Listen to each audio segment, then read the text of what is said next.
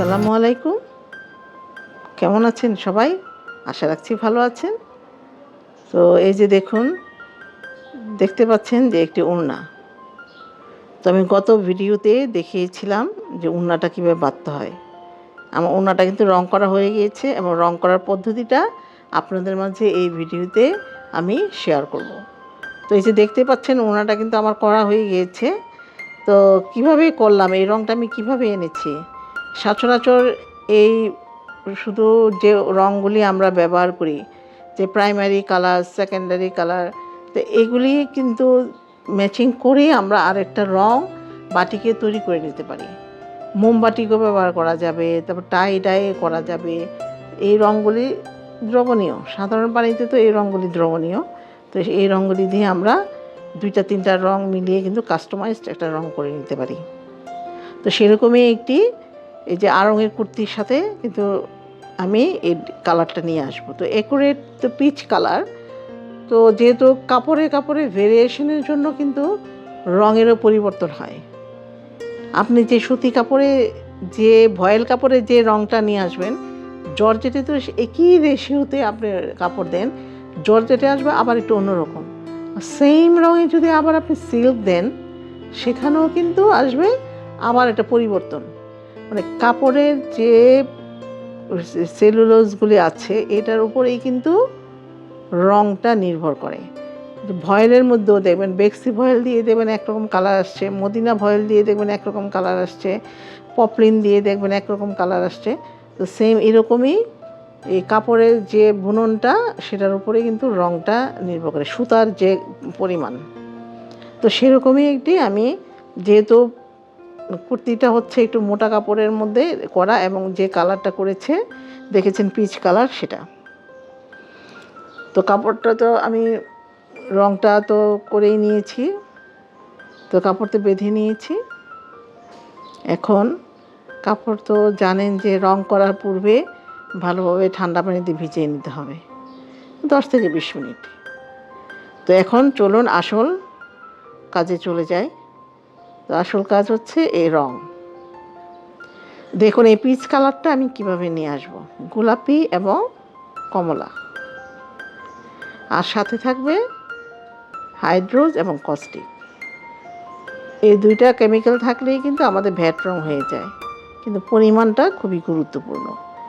যেহেতু একটি জর্জেট ওড়নায় আধা তোলারও কম রং লাগবে, এবং যেহেতু রংটা আমি একটু হালকা কালার, লাইট কালার নিয়ে আসবো, তো লাইট কালার নিয়ে আসতে হলে কিন্তু আমাকে পানির পরিমাণ, মানে রং আধা তোলাই থাকবে, কিন্তু পানির পরিমাণটা আমাকে একটু বাড়িয়ে দিতে হবে।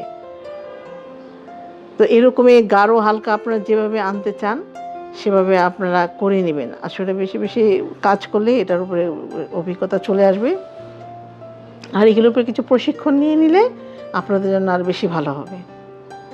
তো দেখুন আমি এখানে আধা তোলার রং, আমি এই যে এটা নর্মাল গরম পানিতে আমি রংটা গুলাবো প্রথমে।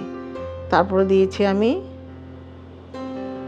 এই যে হাইড্রোজ, তারপরে দিয়েছি কস্টিক, এই যে কস্টিকটা দিয়ে দিলাম, হাইড্রোজ দিয়ে দিলাম, দিয়ে কিন্তু নর্মাল যে টেম্পারেচার বয়েলিং ওয়াটারেই আমি এটা রংটা গুলে নিব। তাতে পরিমাণ মতো হাইড্রোজ দিয়ে দিলাম, এই যে দেখুন। তো হাইড্রোজ দিয়ে আমি গোলাপি রংটাকে কিন্তু তৈরি করে নিলাম। যে পরিমাণে আধা তোলার জন্য 1 তোলা করে সব কেমিক্যালগুলি নিয়ে নিলাম। এখন এটার সাথে কোন রেশিওতে আমরা এই অরেঞ্জ কালারটা করব। এই যে দেখুন অরেঞ্জ কালারটা কিন্তু আমি যে গুলালাম, এখানে কিন্তু একটু ডিটারজেন্ট পাউডার আমি দিয়ে দিয়েছি। খুব ট্রিক্স, আসলে এসব ক্ষেত্রে হাতের কাজের অনেক ট্রিক্স আছে। আপনারা এটা ভিডিওটা দেখে চেষ্টা করবেন, কিন্তু অনেক ট্রিক্স অ্যান্ড টিপস আপনাদের ফলো করতে হবে। তো যেহেতু অরেঞ্জ কালারটা কিন্তু সাধারণত পানিতে দ্রবণীয় হতে চায় না, হ্যাঁ, অরেঞ্জ গোলাপি এগুলি খেয়াল করতে হবে। তো এই যে দেখুন প্রথমে আমি গোলাপিটা দিয়ে দেখলাম যে গোলাপিটা তো গোলাপি, তো এখানে কি করতে হবে, ওখানে কিন্তু আমি শিকুতলা রং যে গুলিয়েছি ওইটাটা কিন্তু আমি এখানে দিয়ে দিলাম। আদা তুলার সাথে শিকুতলা অরেঞ্জ, মানে অরেঞ্জ ভ্যাট রং দিয়ে আমি কিন্তু প্রথমে দেখলাম গোলাপিটা হলো না, তারপরে কিন্তু আলাদা আরেকটা কাপড়ে আপনারা এরকম রং কিন্তু দেখে নিতে হবে তৈরি করার সময়, যে আপনি রংটা কীরকম আসছে, আপনি যেরকম চাচ্ছেন সেরকম আসছে নাকি। এই যে দেখুন, এটা কিন্তু গোলাপি আসছে, আর এখানে এটা অনেকটা পিচ কালারে চলে আসবে। এই যে দেখুন, এই যে দেখুন পিচ কালারে চলে আসছে। তখন ভাবলাম যে এখন আমার রং তো তৈরি হয়ে গেল, আমার ওড়নাতে দেওয়ার উপযুক্ত হয়ে গিয়েছে। তো এখন চলে যান টেম্পারেচারে। Temperature 40 degree Celsius. এখানে কিন্তু আমার ঘরের তাপমাত্রা হচ্ছে 31 ডিগ্রি সেলসিয়াস, এবং প্রচণ্ড গরম ছিল তখন আমি এই ভিডিও শ্যুটটা করি। তো 31 ডিগ্রি সেলসিয়াসের সাথে আর কত যোগ করলে 40 হবে, তো আর 10 থেকে 12 টেম্পারেচার। তো এটা আমরা এভাবে ম্যাচিং করে নিব। আর আরেকটি পদ্ধতি হচ্ছে পানিতে আঙুল ডুবিয়েও দেখতে পারেন যে আঙুলটা সাধারণ ক্ষেত্রে যে রঙে দেওয়া যাবে, একদম সহ্য ক্ষমতা থাকবে, ওইটাও হবে। তো দেখে কিন্তু আমরা এই যে ওড়নাটা দিয়ে দিলাম। তো এখানে আমি দুইটিভাবে কিন্তু রং দিয়েছি, প্রথমে পুরাটুকু দিয়ে পরে আবার একটু লাইট কালারও দিয়েছি এখানে দিয়ে।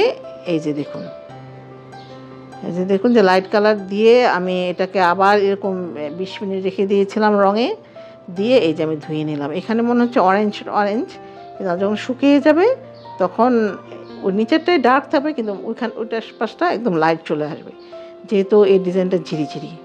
তো আপনাদের যদি কোনো প্রশ্ন থাকে অবশ্যই আমাকে কমেন্টে জানাবেন, এবং এইরকম আরও সুন্দর সুন্দর ভিডিও পেতে চাইলে আমাকে সাবস্ক্রাইব করবেন আমার ভিডিও দেখে, এবং ফ্রেন্ডস অ্যান্ড ফ্যামিলির সাথে শেয়ার করবেন।